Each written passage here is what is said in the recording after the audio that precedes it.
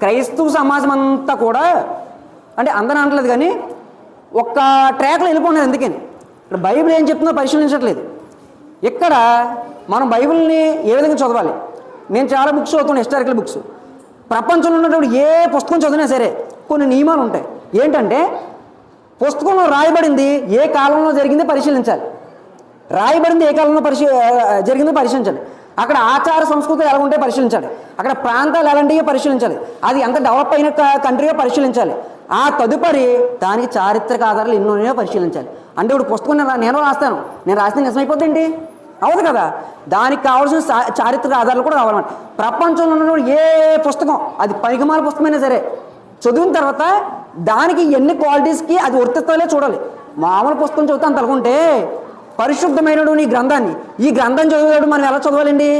ఇవన్నీ కూడా దానికి ఏకీపిస్తున్నాయి లేదా, సైంటిఫిక్ ఎవిడెన్సెస్ ఉన్నాయా లేదా అనాలి. అంటే నా ఉద్దేశం సైంటిఫిక్ ఎవిడెన్స్ దీంట్లో ఏమని కాదు, ఉన్నాయి. మతోన్మాద అడుగుతాడు, ఏంట్రా ఇది ఎలా జరిగింది చెప్పగలగాలి. మనం ఆ రీతిగా బైబిల్ చదివినాడు మాత్రమే మనం చెప్పిన మాటకి ఎవడో ప్రశ్న వేయలేడు. ఎవడన్నా వేసిన ప్రశ్నకి మనం సమాధానం చెప్పగలం.